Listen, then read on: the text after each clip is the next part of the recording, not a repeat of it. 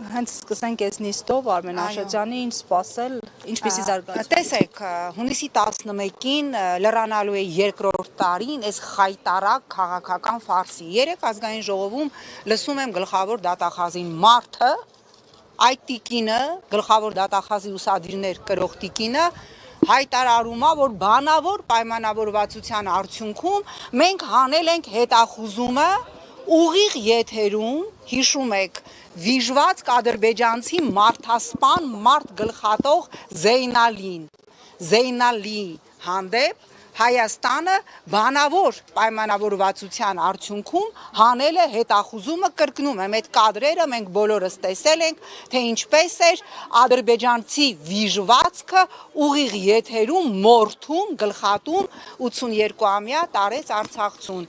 Այսինքն Տարեց Արցախցուն գլխատողի հանդեպ Հայաստանի դատախազությունը Նիկոլ Փաշինյանի բնականաբար ուղակի հրահանգով հետախուզումը հանում է, միջազգային հետախուզումը հանում է, իսկ այստեղ 2 տարի շարունակվում է այս քաղաքական ֆարսը մի դատական գործի, որի դեպքում երբ որ լսում ես վկաներին, մարդիկ զարմանում են, թե ընդհանրապես իրենք ինչի են այստեղ, ես ավելի քան վստահ եմ, որ մեղադրող դատախազները եւս էլ չգիտեն ինչ պեղեն, որ Արմենի հանդեպ այս քաղաքական հետապնդման քաղաքական պատվերը շարունակեն։ Իհարկե, ուզում եմ նաև անդրադառնալ ԵԺԿ վերջի հայտարարությանը, որտեղ չնայած դահլիճից վռնդված ՔՊ-ական падգամավորների, ովքեր չներկայացնելով ՔՊ-ն, կներեք, ովքեր չներկայացնելով ՔՊ-ն գնացել եւ չներկայացնելով ԵԺԿ-ն գնացել եւ նստել էին ԵԺԿ նիստին եւ ինչպես փոխանցեցին ներկաները, նրանց ուղղակիորեն դուրս են վռնդել, չնայած նրանց բոլոր ջանքերին, որ ԵԺԿ վերջնական տեքստում, բանաձևում չլինի անդրադարձ Արմեն Աշոտյանին որպես քաղաքական բանտարկյալ, այդուհանդերձ ԵԺԿ-ն արձանագրեց, թե Արցախի քաղաքական էլիտայի եւ մեր մյուս ռազմագերիների հարցը, որոնք պահվում են եւ խոշտանգվում են Բաքվի բերդերում, թե հաստատեց իր նախորդ բոլոր հայտարարությունները քաղաքական բանտարկյալ Արմեն Աշոտյանի մասով։ Ինչ սպասել այս դատարանից, դուք ինչ եք ուզում սպասել մի դատարանից, որի իրական ղեկավարը ազգային ժողովում սպառնում է ընդդիմադիրներին ոտից կախել, անվանում է համբալներ, սպառնում է լցնել ԱԱՑ-ի պատվալները եւ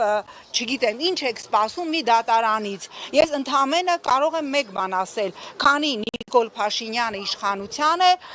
Հայաստանը շարունակելու է գահավիժել դեպի տոտալիտար բռնապետություն։ Մենք այսօր տեսնում ենք, որ այլևս ոչ միայն արդարացվում է ֆաշիզմը, այլև Նիկոլ Փաշինյանը նյու ֆաշիզմի կրող է փորձում հանդիսանալ իր տարբեր կալիբրի քարոզիչների շպրտելով հմեկի եթեր, որ փորձեն նաև մեր պատմության մի կարևոր մեզ համար կարևոր հաղթանակած մաս եւս պղծել։ Քանի Նիկոլ Փաշինյանը կա,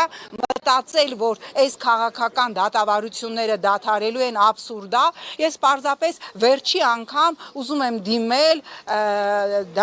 դատավոր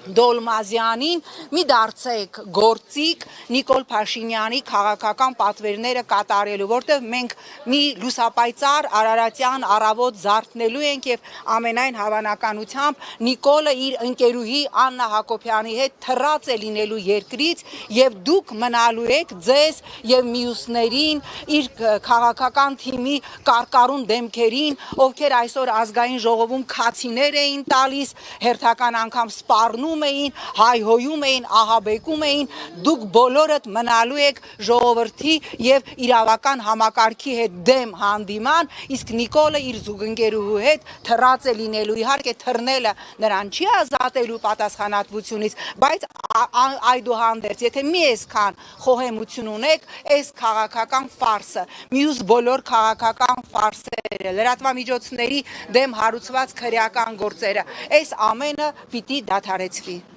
Ես եմ շնորհակալ։